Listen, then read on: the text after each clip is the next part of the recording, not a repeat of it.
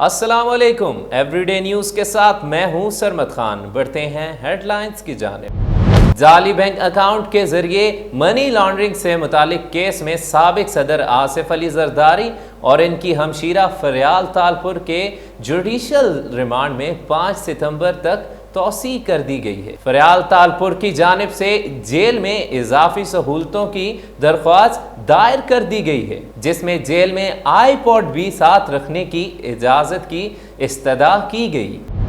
Bharat line of control پر اشتعال انگیزی کے ساتھ آبی جارحیت پر بھی اتر آیا ہے اور اس نے بڑے سیلابی ریلے کا رخ پاکستان کی جانب موڑ دیا ہے، جس کے باعث گلگت بلتستان اور پنجاب میں بڑے پیمانے پر سیلابی ریلے کا خدشہ ہے۔ بھارتی ڈپٹی ہائی کمشنر گورو اہلوالیا کو دفتر خارجہ طلب کر کے احتجاجی مراسلہ تھمایا گیا اور پاکستان کی جانب سے بھارتی فوج کی طرف سے جنگ بندی معاہدے کی خلاف ورزی کی شدید الفاظ میں مذمت کی گئی۔ ڈی پی او سید حسنین حیدر نے شجرکاری مہم کے سلسلہ میں پولیس لائن چنیوٹ میں پودا لگایا اور دعا کی۔ شجرکاری مہم کے سلسلہ میں ضلع بھر کے تمام تھانوں میں پودے لگائے گئے۔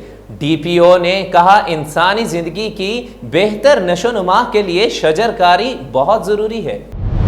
بھارت کی طرف سے دریائے ستلج میں پانی چھوڑنے کی اطلاع ہے، جس کی وجہ سے اگلے 12 سے 24 گھنٹوں کے دوران گنڈا سنگھ والا قصور کے مقام سے 1 لاکھ سے 1.5 لاکھ کیوسک کا سیلابی ریلا پاکستان میں داخل ہوگا۔ Motorway police A D Khawaja, additional I G Khalid Mahmood اور ڈی آئی جی ڈاکٹر مسرود عالم کولاچی کے احکامات پر عمل درآمد کراتے ہوئے D S P beat Sindh, D S P beat Sehwan Sharif کو عوام کی بھرپور مدد کرنے کے لیے ہدایات جاری کر دی تھیں، جن پر مسلسل عمل درآمد کروایا جا رہا ہے اور لاڑکانہ بیٹ سے لے کر پیٹھارو بیٹ تک روڈ پر پبلک سروس وہیکل کا جائزہ لیا جا رہا ہے اور مسافرین کی مدد کو انڈس ہائی وے پر پبلک سروس وہیکل، بس اور وینز میں سفر کرنے والے مسافروں جو کہ عید کی خوشیوں کو منانے کے لیے اپنے حلقہ اور احباب کی طرف روانہ ہونے تھے، ان کی واپسی کے تناظر میں ایسے تمام مسافروں کی مدد کی عمل کو یقینی بناتے ہوئے تمام مسافروں سے ٹرانسپورٹرز کو زیادہ کرایہ وصول کرنے کے خلاف تمام ڈی ایس پیز کو ایکشن لینے کے لیے سخت احکامات جاری کر دیے تھے۔ گجر خان فلاحی ادارے مسلم ہینڈ کی طرف سے گجر خان تحصیل میں قربانی کے انعقاد کیا گیا، جس میں 45 جانوروں کی قربانیاں کی گئیں۔ تقریباً 1500 گھرانوں میں عزت و احترام کے ساتھ گوشت وافر مقدار میں تقسیم کیا گیا۔ مسلم ہینڈ کے ایریا مینیجر کامران مرزا کا کہنا تھا کہ میں شکر گزار ہوں مسلم ہینڈ کا، جنہوں نے میرے علاقے میں قربانی کا اہتمام کر کے لوگوں کا خیال رکھا۔ اسی طرح مسلم ہینڈ بڑھ چڑھ کر نیکی کے اور کاموں میں بھی ہمیشہ کی طرح حصہ لیتی رہے گی۔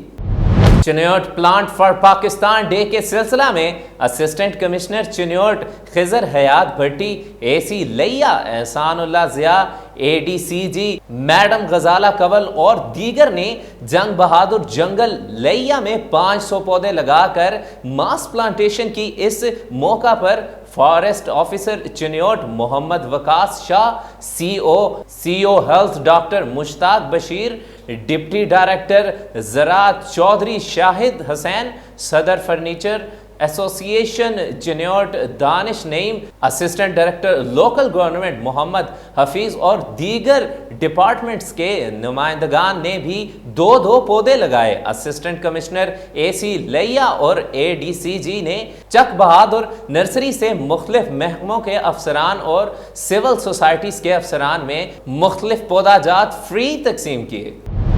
ہارون آباد ریلوے گراؤنڈ لگی نیجی سرکس کے مالکان نے قانون نافذ کردہ اداروں کی ملی بھگت سے دفعہ 144 کی دھجیاں اڑا دیں۔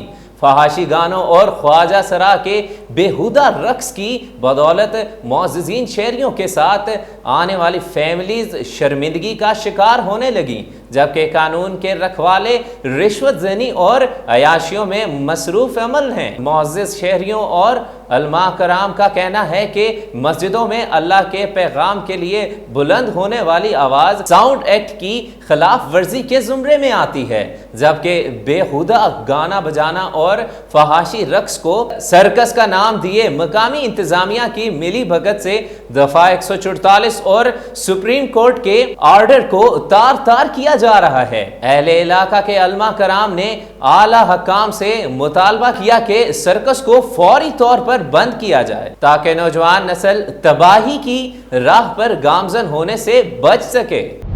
یہ تھیں اب تک کی ہیڈ لائنز۔ مزید باخبر رہنے کے لیے وزٹ کیجیے ہماری ویب سائٹ everydaynews.pk۔